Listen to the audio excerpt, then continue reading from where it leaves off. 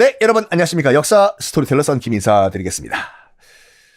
술레이만 지금까지 여러분 얘기했던 1차 비엔나 원정과 이 사파비 왕조 박살 이거 다 술레이만 1세 술탄 왕 때 일어난 일이에요.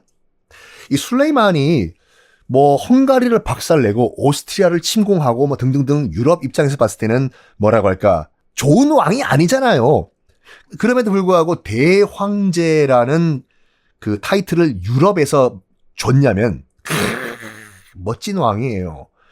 술레이만의 업적 가운데서 가장 사람들이 박수를 치는 그 업적은 뭐냐면 로 술레이만 법전을 만드는 거예요. 왜 이게 의미가 있는지 말씀드릴게요. 지금 오스만 투르크 제국은 수많은 나라와 수많은 민족을 다 박살내서 거대한 제국을 만들었잖아, 지금요. 그러면 말도 다르고 언어도 다르고 그게 그 말이구나. 민족도 다르고 종교도 다르고 다 다르겠지요. 역대 역사를 보면 역대 제국, 여러 종교와 민족이 섞인 제국이 망한 건 뭐냐면 요런 민족, 그 다음에 말, 종교 요거가 차별 대우를 해가지고 망했어 다들. 야, 우리가 지배 민족이니까 우리 말 들어. 우리가 왜 너희들 말 들어야 되는데? 야, 우리가 더 그냥 이래서 쪼개지고 망한 거고 그랬거든요. 요거를 술탄은 딱 파악을 했어요. 그래가지고 모든 민족과 종교는 우리 오스만 투르크 안에는 절대 차별이 있을 수는 없다 라고 얘기를 해요. 모든 민족, 모든 국가 출신들은 공정하게, 공평하게 하나의 법으로 적용을 받는다 해요. 그 술레이만 법전을 처음으로 헌법같이 만들어요. 그래가지고 뭐라고 할까, 이제 민주라기보다는 공정한 법 적용에 대명사 하면 술레이만으로 얘기가 되고 있거든요. 그래가지고 각국의 지금 각 나라의 의회 있잖아요. 국회의사당 가면은 술레이만 동상들이 있는 나라들이 꽤 돼요. 대표적인 게 미국 워싱턴에 가면은 미국 의회 건물 있지 않습니까? 큰 의회 건물. 그 미국 워싱턴 DC에 있는 미국 의회 건물에도 술레이만의 부조, 그러니까 약간 동판 또 조금 튀어나오게 만든 그 상 있잖아요. 있어요. 미 의회 건물에도 술레이만의 그 부조가 있을 정도로 법 집행, 공정한 법 집행의 대명사가 술레이만이에요. 우리도 한번 우리 국회에 한번 건의해 볼까요?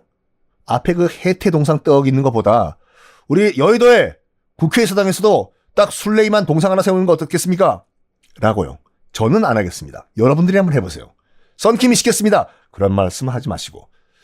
그리고 그 여의도 국회의사당 보면 그 해태상 있잖아요.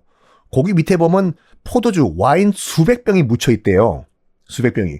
나중에 저기 뭐 이제 남북 통일된 다음에 끄집어내가지고 이제 파티하라고. 그렇다고 해서 여러분 땅 파지 마세요. 여러분들 잡혀가요. 자, 이렇게 위대한 법 집행의 대명사였던 술레이만을 영어식 발음을 하면 솔로몬이잖아요. 그러니까 정말로 이 오스만 투르크의 솔로몬이었어요. 그렇지만 이 술레이만도 솔로몬도 하나의 단점, 하나의 허점이 있었어요. 뭐냐? 결혼을 잘못했어. 결혼을요. 결혼 중요합니다, 여러분들.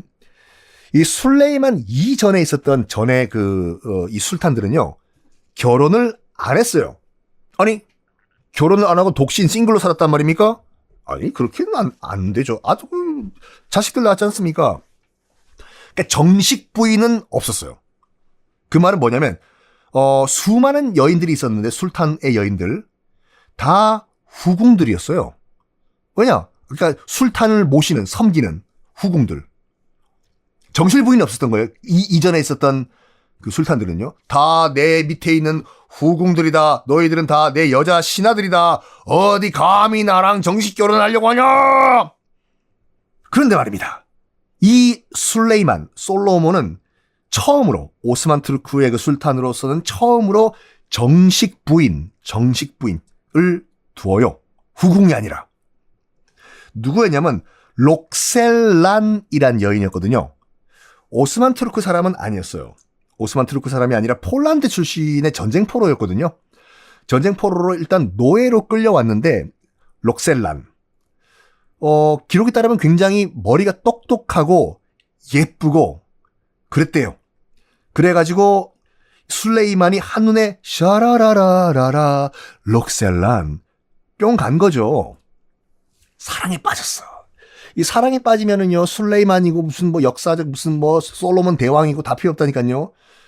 눈에 뵈는 게 없어요, 진짜요. 눈에 뵈는 게 없어. 사랑이 그 무엇인지 그 종족 번식의 본능 그거.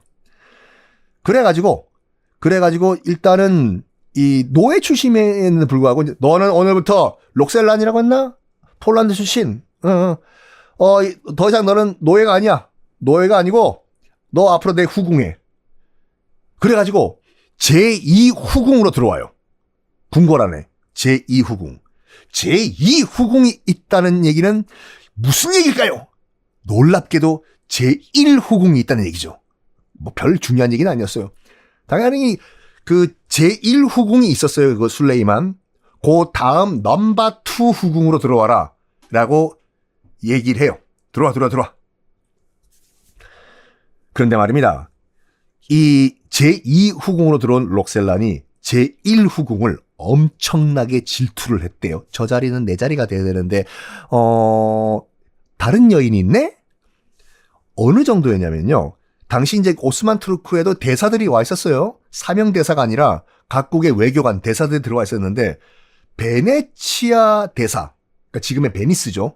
베네치아의 대사가 쓴 기록에 따르면 질투에 눈이 먼 록셀란이 자기 스스로 얼굴에 상처를 내고 자기 스스로 얼굴에 상처를 내고 술레이만한테 뛰어가서 여보 제1후궁이 내 얼굴 이렇게 아프게 했다 호해줘 했대요. 누명을 뒤집어 씌운 거예요. 아니 당신 얼굴이 왜 그래? 왜 갑자기 스카페이스가 됐어? 제1후궁이 이랬대요. 호해줘요. 후시딘과 발라줘요. 안티프라민이라고 얘기할 뻔했는데 안티프라민은 그게 아니죠.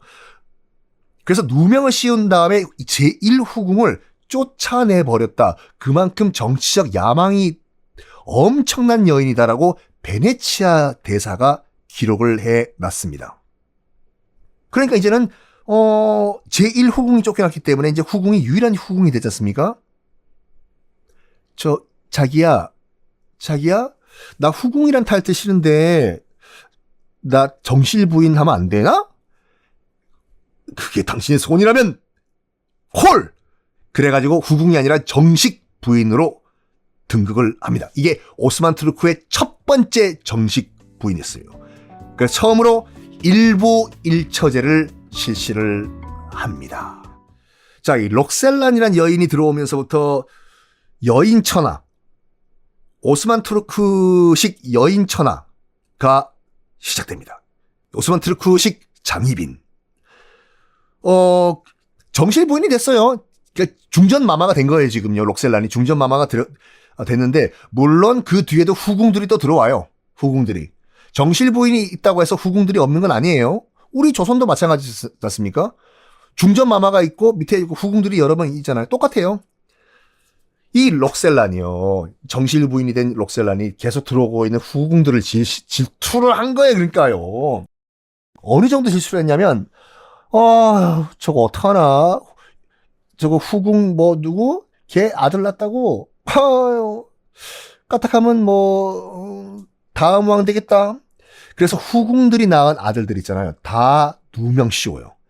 반란죄를 다 누명 씌운 다음에 싹 다 처형시켜버려요. 싹 다 처형시키는. 그리고 이 록셀라는 또 어떤 일을까지 하냐면 원래는 모든 후궁이든 정실부인이든 아들은 한 명만 낳아요 그때요. 왜냐면 아들 여러 명 낳으면은 후궁이든 정실부인이든 그 중에 왕이 하나 술탄 되죠? 나머지 형제들은 다 죽어버려야 되기 때문에 약간 뭐라고 할까 관습같이 무조건 아들은 하나만 낳거든요. 하나만. 근데 록셀라는 여러 명 아들 낳았어. 왜? 야, 그런 게 어딨어. 내가 곧 법이야. 내가 아들 낳겠다는데 누가 콱 그냥 참. 이런 식으로 나라를 개판으로 만들어 버립니다. 록셀란. 이런 록셀란 뭐라고 할까? 벌을 받았는지 어쨌는지 일찍 꼴까닥 죽어버려요. 어머, 나 권력을 더 누려야 되는데 어머, 신호가 온다. 꼬꼬닥 죽어요. 이 사랑이 무엇인지. 록셀란이 갑자기 젊은 나이에 죽은 후에 술레이만 멘붕에 빠집니다. 여보, 이렇게 죽으면 내가 어떡하라고. 그때 이제 아들이 3명 있었거든요. 이 정신줄을 넣고 이제 정신이 이제 왔다 갔다 하시는지 3명 아들이 있었는데, 저놈이랑 저놈, 야, 너희들 지금 내 자리 노리지? 너희 내 자리 노리지? 야, 여보야라! 저 둘 죽여! 해서 아들을 죽여버려요. 그리고 얼떨결에 아들이 하나 남았잖아요. 나 혼자네? 그래서 자, 유일하게 살아남은 아들이 다음 왕으로 즉위를 해요. 이 아들이 누구냐면 새로운 왕 셀림 2세로 즉위를 합니다. 이 셀림 2세 때부터 오스만 투르크는 와르르 무너지기 시작하는데, 왜냐? 역대 가장 무능한 술탄이었어요. 셀림 2세. 첫 번째로 술 주정꾼이었어요. 맨날 술이야. 여보세요 나야 거기 술 한잔하니. 아니야, 왜 내가 술탄 아니야? 술탄이니까 술 먹어야 돼. 맨날 술 먹고, 오스만 투르크의 그 술탄 가운데서 유일하게 해외 원정을 단 한 번도 안 나간 왕이에요. 술 먹는다고, 빠라삐리뽕. 맨날 술 먹으니까 나라 통치를 안 해요. 뭐 하냐면, 나 괜찮아, 나 안 해. 그냥 저기 총리가 대신 좀 해봐. 장관 너희들이 대신 나라 다스려. 난 술 먹을 테니까 연락하면 콱 그냥 알았어. 그래가지고 재상들이 다 알아서 나라 다스리시오. 나는 술 먹을 테니까 안 나온다. 이래요. 당연히 그러다 보니까 왕의 권위는 바닥을 쳐버리죠. 왕의 말을 누가 들으려고 하나? 여봐라! 거기 뭐 걔 누구 없느냐? 없는데요. 알았다. 술이나 더 가져와라. 재상들, 그러니까 장관들의, 귀족들의 파워만 세지고 왕의 권위는 바닥을 칩니다. 그러면서 오스만 투르크가 드디어 한번 휘청하는 일이 발생을 하는데, 참, 1571년 레판토 해전이라는 바다에서 해군들끼리 격돌이 벌어져요. 여기서 일단 오스만 투르크가 박살나요. 해전을 치르는데. 자, 일단 레판토가 어디 있는지 보셔야 되겠죠. 이런 거 다 체크하시고 넘어가셔야 돼요. 지도 펼쳐보실까요? 짜잔. 자, 현재 그리스 한번 보십시오. 그리스. 요즘은 그리스 여행을 가시더라고요, 많이요. 그리스가 당시에는 당연히 오스만 투르크 땅이었어요. 자, 지금 그 그리스 보고 계시죠? 거기 보면은 그리스 반도 밑을 보면은 아테네가 오른쪽으로 있을 거예요. 보이시죠? 오른쪽에 지금 현재 그리스의 수도 아테네. 자, 이제 눈을 돌리셔가지고 왼쪽을 보실까요? 왼쪽을 보시면은 내륙으로 아주 얇게 푹 들어온 해협 보이시죠? 그 앞바다, 해협으로 들어오기 직전 그 앞바다, 거기가 레판토. 지금 레판토 거기서 싸웠어요. 누구와 싸웠냐? 자, 일단은 스페인이 들어와요. 자, 지금이 1571년이잖아요. 이때가 스페인은 어떤 상황이냐면 슬슬 천하무적 스페인이 되고 있었어요. 왜? 스페인이 남미를 개척했던 해가 몇 년도라고요? 1492년도에 그 콜럼버스를 보낸 다음에 그들 입장에서 봤을 때 신대륙을 이제 발견한 후에 남미 개척에 들어가죠. 1492년. 요렇게 외우시면 돼요. 그러니까 콜럼버스가 신대륙에 도착한 해가 1492년이에요. 1392년은 조선 건국. 1492년은 콜럼버스가 아메리카 대륙. 1592년은 임진왜란. 1992년은 김영삼 대통령 당선. 그거는 뭐 어쨌든 간에. 하여간 이미 남미를 다 식민지로 개척을 해가지고 스페인은 힘이 전투력 만렙인 상태였어요. 스페인. 그로부터 거의 100년 후잖아요. 1571년은. 스페인 입장에서 봤을 때는 뭐 지금 저 오스만 투르크 쟤들 겁 없이 지금 계속 저러고 깝죽대는데 우리 좀 손 좀 봐야 될 건데 뭐 계기가 없나? 이러고 있는데 1570년도에요. 셀림 2세가 자기는 안 가요. 보통 대부분 술탄들은 직접 원정군을 끌고 가거든요. 리모컨으로 가만히 술만 먹고 여기 안주 야 여기 오삼불고기 하나 더 추가 빨리 갖고 와. 리모컨으로 조정을 하면서 군대를 보내요. 자기도 땅 따먹기를 하고 싶었나 보지. 어디를 점령하냐면요. 나 지중해 내과 하고 싶어. 원정은 가긴 싫은데 나 리모컨으로 군대 보내면 안 되냐? 뚜뚜뚜뚜뚜. 지중해 먹기려면 요 섬 우리 공격할까? 그러면서 해군을 보내가지고 키프로스를 공격해서 점령을 해버려요. 다시 한번 지도 펼쳐보십시오. 키프로스, 사이프러스라고도 하죠. 영어로는. 키프로스 보이시죠?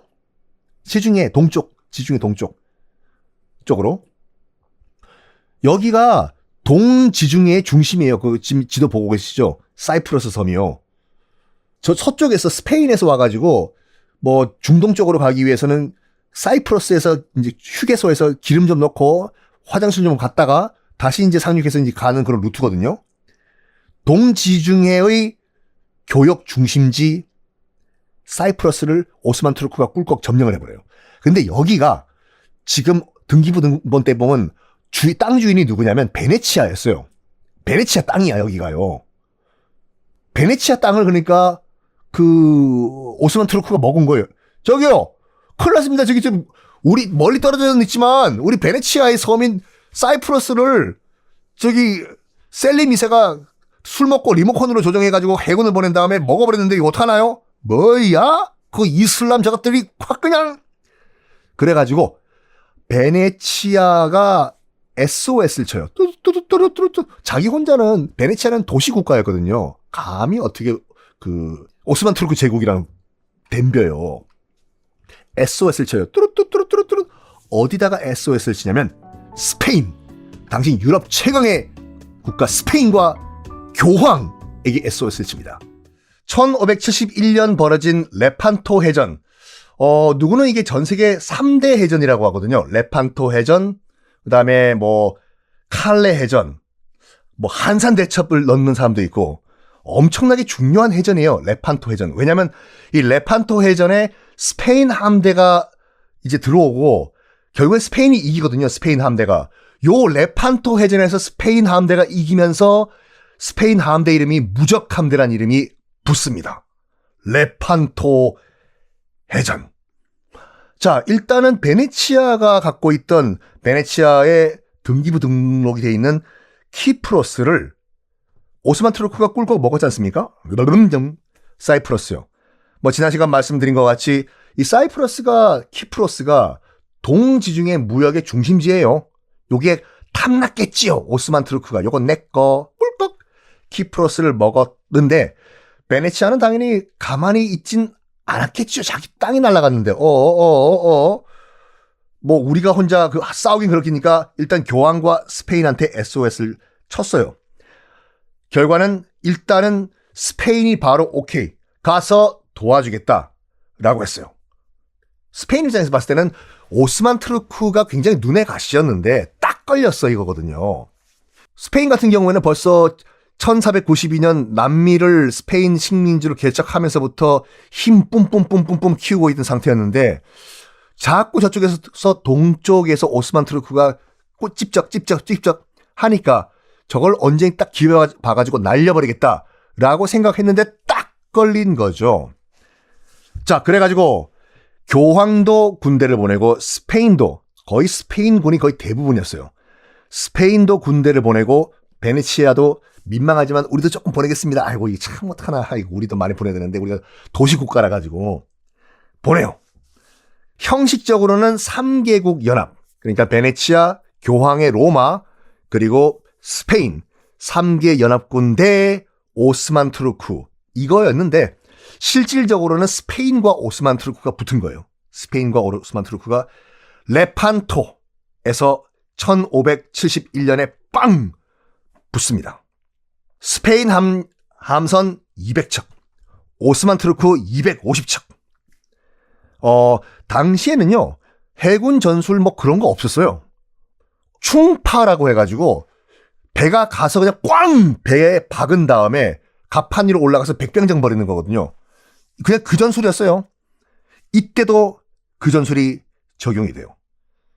근데 비슷비슷한 그 함대 숫자잖아요. 스페인 함대 200척, 오스만 투르크 250척, 비등 뭐 same. 그런데 대포의 수에서 차이가 났습니다. 스페인 함대는 한 척당 대포가 5개, 오스만 투르크는 3개였어요. 그리고 기본적으로 일단 근접전을 벌일 때 이제 대포 팡팡팡팡팡 쏘면서 서로 배끼리 가까워지겠죠. 가까워지는 그 과정에서 어떤 차이가 있었냐면, 스페인은 이미 화승총을 갖고 있었어요. 근데 오스만 투르크는 아직까지 활을 쏘고 있었어. 이게 게임이 되나? 화승총은요, 르카프 만드는 그 화승그룹에서 만든 총이 아니라, 화승은, 이게 그 국사가 재미없어지는 얘기라니까요. 화승총 얘기할 때 화승이 뭔지 얘기를 해주셔야죠. 화승은 심지라는 말입니다. 그래서 말 그대로 그 총 구멍 안에 화약 넣고 실탄 넣고 심지에 불 붙여가지고 빵! 조총이요. 조총은 또 왜 조총이냐면 이것도 아무도 얘기를 안 해요. 아침에 쏘는 총이냐 조총이 아니라 명나라에서 이름을 지어준 거거든요. 조총도. 하늘에 나는 새도 떨어뜨리는 총이다 해서 새 조자를 써가지고 조총이에요. 이게요. 어쨌든 스페인군은 총을 쐈어요. 근데 오스만 투르크는 아직까지 빼야 활을 쐈어. 이 차이가 있었어요. 그래서 함선의 수는 거의 비슷비슷했지만 결과적으로 봤을 때 오스만 투르크가 박살이 납니다. 오스만 투르크 250척이 있었다고 했지 않습니까? 53척이 침몰해버리고 2만 명의 전사자가 발생을 해요. 요게 레판토 해전이 두 가지 의미로서 굉장히 중요한 의미를 갖고 있거든요. 세계 해전사에서. 첫 번째는 뭐냐면 스페인 무적함대라는 게 등장을 한 게 요 해전이고 솔직히 스페인 무적함대는요. 지그들이 지그 부르는 얘기예요. 남이 지어준 거 아니라니까요. 우리나라는 그 축구 응원단이 붉은 악마잖아요. 스페인은 아직까지 자기 나라 축구팀 월드컵 같은 거 나갈 때 그 자기네 나라 응원단이 무적함대거든요. 그거 자기들이 붙인 거예요. 그래서 스페인 무적함대 이러면은 뭐라고 할까 놀리는 거거든요. 왜냐면 요 바로 다음 해전이 곧 나갈 거예요. 할 거예요. 칼레 해전이라고 도보 해협 있잖아요. 폴짝 뛰면은 바로 프랑스에서 영국 뛰어갈 수 있는 그 도보 해협. 가장 가까운 영국과 유럽 대륙이 가까운 그 해협을 영국에서는 도보 해협이라고 하고 프랑스에서는 칼레 해협이라고 하거든요. 여기서 1588년 8월 8일 빠빠빠빠빠빠 여기서 영국 함대와 스페인의 이른바 무적 함대가 붙어요. 다음 해전이거든요. 요 레판토 해전 다음 해전.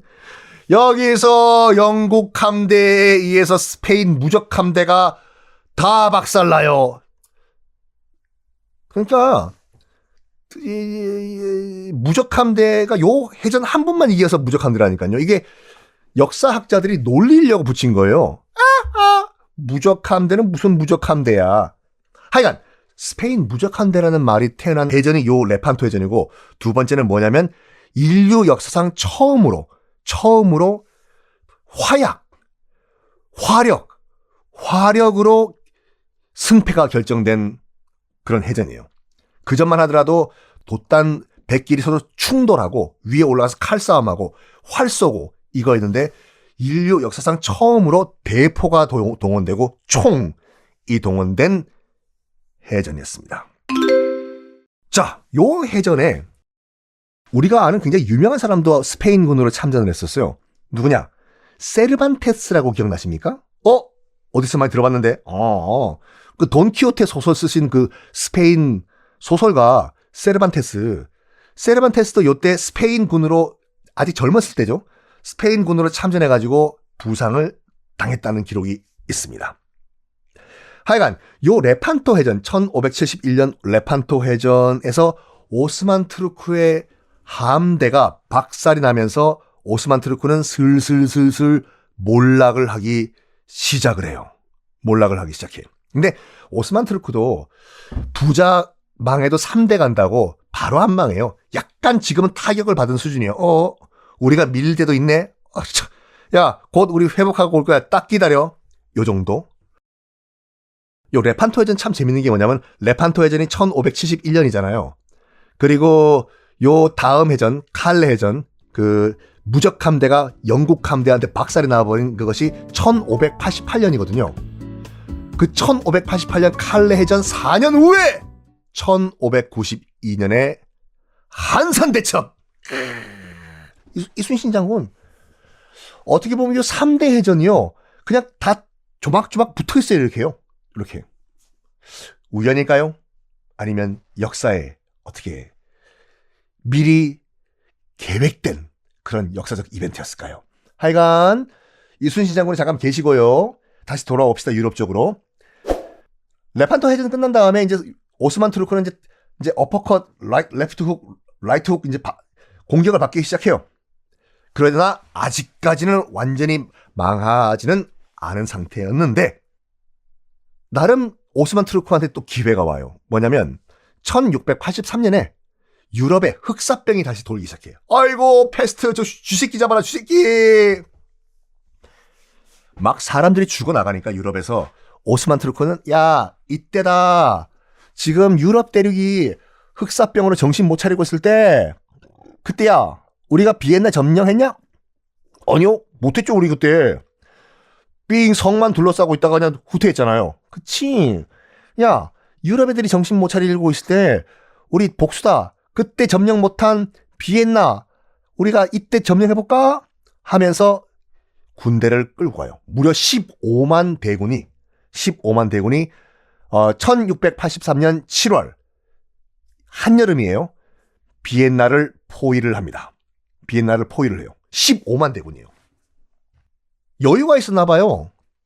왜냐면 그 1차 비엔나 공격 때는 겨울이었잖아요. 그래서 겨울 되기 전에 동장군 오기 전에 겨울 되면 먹을 거 없으니까 억울하지만 내가 다시 날 좋을 때 돌아오겠다.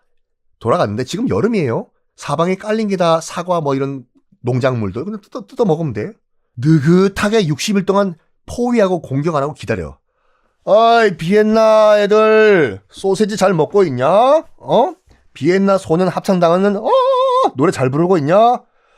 우리 공격 안 하고 포위하고 있을 테니까 항복하고 싶으면 문 열고 나와. 야 우리는 케밥이나 먹자. 구워봐. 예. 60일 동안 포위하고 공격을 안 해요. 가끔씩 야 아직도 항복 안 하냐? 야 우리 케밥이나 먹자. 60일 동안 2달 동안 가만히 포위만 해. 당연히 포위를 하면은 성 안은 먹을 게 떨어지죠. 굶어 죽어요. 가만 놔둬도 스스로 무너져요. 그 어떤 공성전, 그 성을 둘러싼 그 전투, 성만 포위하고 버티면 성은 무너집니다. 역사상 모든 성은 무너졌어요. 비엔나도 이제 굶어 죽기 직전이에요. 요때 제가 저번에 말씀드렸던 그 비엔나 블루보틀 커피 탄생 그 비하인드 스토리의 코르시키가 있잖아요. 오스만 투르크 출신이지만 지금은 비엔나 병사. 코르시키가 요때 포위망을 탈출해서 폴란드로 가서 폴란드에게 SOS를 칩니다.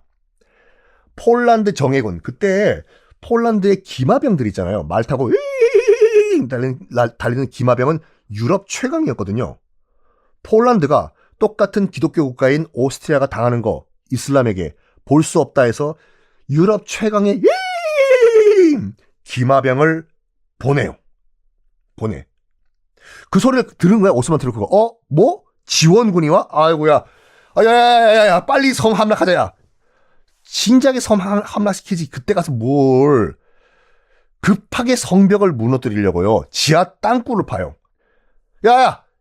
그러니까 북한 땅굴 훨씬 몇백 년 전에 이미 오스만 투르크는 땅굴을 파고 있었다니까요. 지하 땅굴을 파가지고 성 밑으로 들어가려고 하는데 비엔나, 오스트리아군은 화약으로 땅굴을 무너뜨리면서 맹렬하게 저항을 합니다. 늦었어요. 아무리 15만 대군이라고 하더라도 두 나라를 동시에 맞서 싸우기에는 오스만 투르크도 역부족이에요. 역부족. 그래서 모든 장비, 식량 다 버리고 오스만 투르크군은 일단 후퇴를 합니다. 2차 비엔나 정벌도 실패를 하고 마는 오스만 투르크. 이 해가 세계사에서 굉장히 중요한 해로 생각이 되거든요. 2차 비엔나 이 점령 실패를 한 1683년부터 공식적으로 오스만 투르크는 멸망하기 시작한다 라고 봐요. 왜냐? 일단 오스만 투르크는 유럽 공략 실패했어요. 근데 요때가 또 어떤 때였냐면은 요때가 서유럽은 바야흐로 르네상스가 펼쳐지고 공부하고 열심히 공부하세. 이 방송 듣고 계시는 젊은 친구들 그런 노래가 있었다는 거 아십니까? 덕고 이고 앉아 무슨 생각하고 있니? 청바지 입고 흰 티 입고 산에 가서 놀 생각하니? 안 돼, 안 돼. 그러면 안 돼, 안 돼. 열심히 공부하세. 야, 요즘 그런 노래 나오면 금지곡 될걸요? 와, 그런 노래가 있었어요. 검색해보세요, 유튜브에. 윤신혜 선생님의 공부하세라는, 하여간 르네상스 시대 때 공부하세 공부를 하고 슬슬 국방력과 국력, 유럽 국가들은 더 이상 중세 국가가 아니었어요. 슬슬 얘네들도 서유럽 국가들도 강대국으로 커가던 상황이었습니다. 또 대항해 시대 시작했잖아요. 오스만 투르크가 동로마 제국 멸망시키면서 후추 찾으려고, 뭐 처음에는 후추 찾으려고 시작했던 대항해 시대가 얼떨결에 남미 식민지를 개척을 했네. 스페인과 포르투갈이. 거기에 또 금광, 은광이 또 대규모로 발견돼요. 그러면서 금, 은이 유럽 대륙으로 쏟아져 들어옵니다. 갑자기 서유럽 그 거지 국가들이 갑자기 부자 국가가 된 거야. 금, 은 넘쳐나요. 그러면서 이 유럽 국가들 식민지 개척하고 하고 대항해 시대를 연 이 서유럽 국가들 슬슬 오스만 투르크를 두려워하지 않습니다. 그 계기가 된 것이 바로 이 비엔나 공방전인데 더 이상 무적 아니네? 느낀 거예요. 야, 오스만 투르크도 막 진다야. 그 옛날에 레판토 해전 때 스페인 무적함트한테 박살난 거 기억나냐? 오, 기억나지? 이번에 그 비엔나에서 멍청하게 포위만 하고 있다가 폴란드 애들이 말 타고 오니까 바로 튀어버리더라야. 낙타똥인지 뭔지 그 커피 놔두고 말이야. 아유, 그것 때문에 블루보틀 그 프랜차이즈 생겼다며. 그 썬킴이 그러더라고. 오스만 투르크가 더 이상 무섭지 않네? 라고 생각을 한 거예요. 비엔나 공방전에서 오스만 투르크가 낙타똥, 커피죠, 놓고 급하게 도주를 했다는 것이 전 유럽의 뉴스가 다 속보로 전해져요. 안녕하십니까. 9시 됐습니다. 9o'clock 뉴스. 9o'clock 뉴스. 이 뉴스는 유럽에서 어떤 파급 효과를 냈을까요? 다음 시간에 공개하겠습니다.